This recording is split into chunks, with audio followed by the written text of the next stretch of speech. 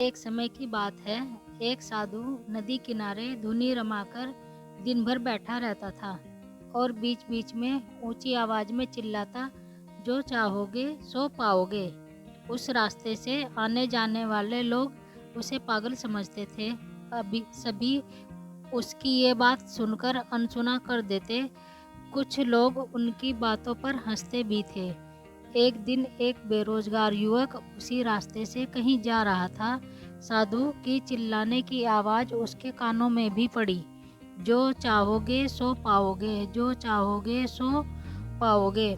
यह सुनकर युवक दौड़ता हुआ साधु के पास आया गया और उससे पूछने लगा, बाबा, आप बहुत देर से जो चाहोगे सो पाओगे चिल्ला रहे हो। सच में क्या आप मुझे वो दे सकते हो जो मैं पाना चाहता हूँ? तो साधु ने कहा, हाँ बेटा, ज़रूर, लेकिन पहले मुझे ये बताओ कि तुम पाना क्या चाहते हो।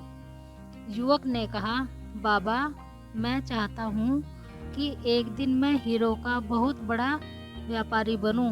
क्या आप मेरी ये इच्छा पूरी कर सकते हो? साधु कहा, बिल्कुल बेटा, मैं तुम्हें एक हीरा और एक मोती देता हूँ। उससे तुम जितने चाहे हीरे मोती बना सकते हो। साधु की बात सुनकर युवक की आंखों में आशा, उम्मीद की ज्योति चमक उठी।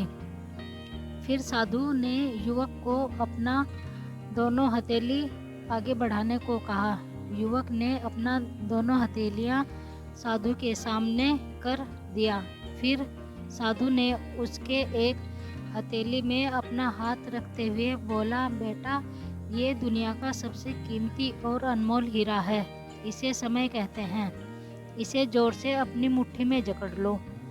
इसके द्वारा तुम जितना चाहो उतना हीरा बना सकते हो। इसे कभी भी अपने हाथ से निकलने मत देना।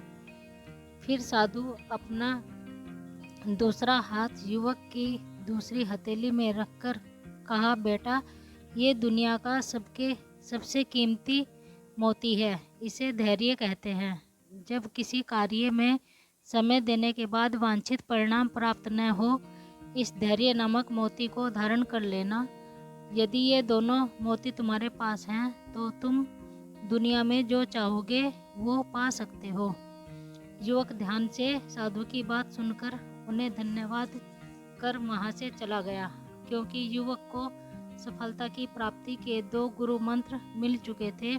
युवक ने निश्चय किया कि कभी अपना समय व्यर्थ नहीं गवाएगा और सदा धैर्य से काम लेगा।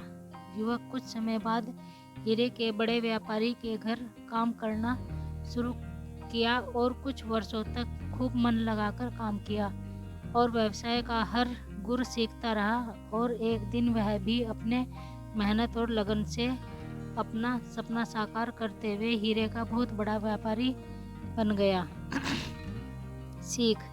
दोस्तों, इस कहानी से हमें यह सीख मिलती है कि समय और प्राप्ति के लिए सदा समय और धैर्य नाम के हीरे मोती अपने साथ रखें। अपना समय कभी व्यर्थ ना करें और कठिन समय में सफलता का दामन ना छोड़ें। सफलता अवश्य मिलेगी। धन्यवाद।